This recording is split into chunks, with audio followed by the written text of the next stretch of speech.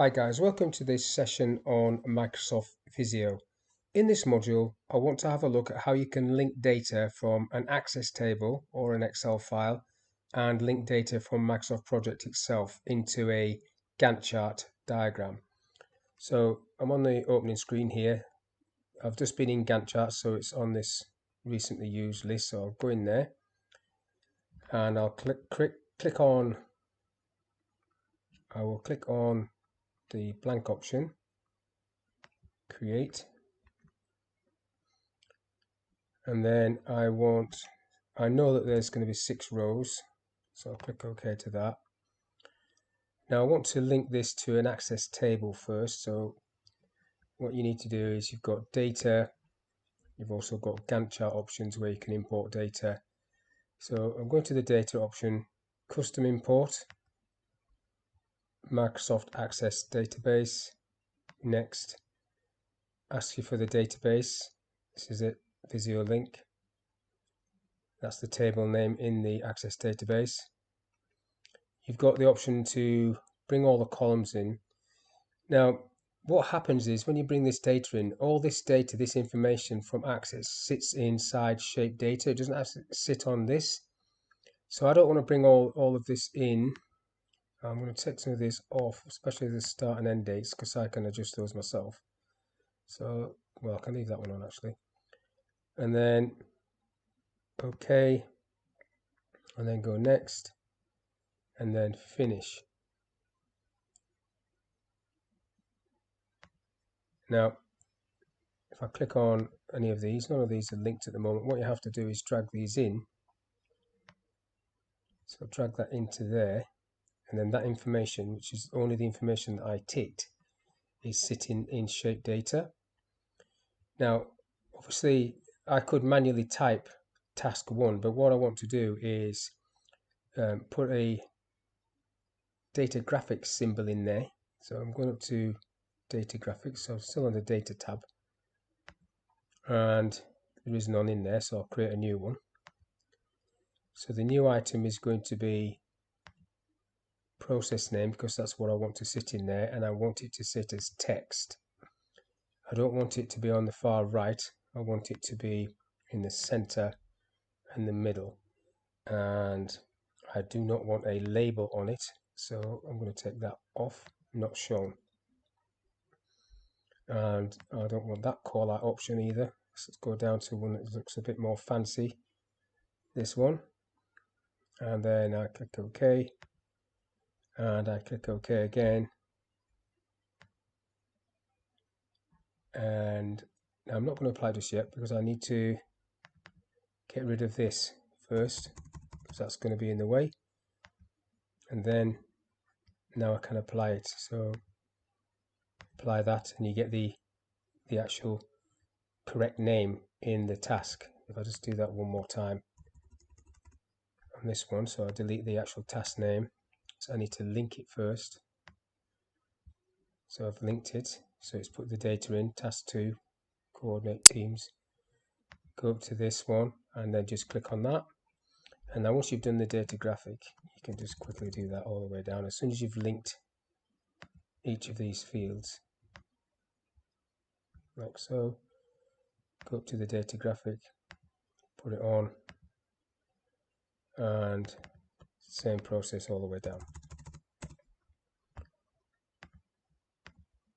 Link the next one, test product, go and select data graphics, next one, market product, select data graphics.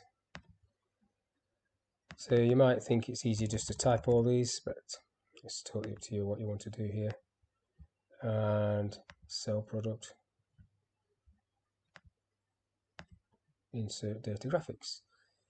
Now these dates are obviously not linking to the dates that came through. I took the dates off, so you can type these dates in whatever you want. So put the 26th of March 21, and if I scroll across, you can see the information there. And if you right click on any of these You've got some options here at the top, and obviously down the side the shape data is giving you quite a lot of project information, the duration. If you want to link any of these tasks, you have to hold the shift key down and then you can link them. If I go up there, you've got link.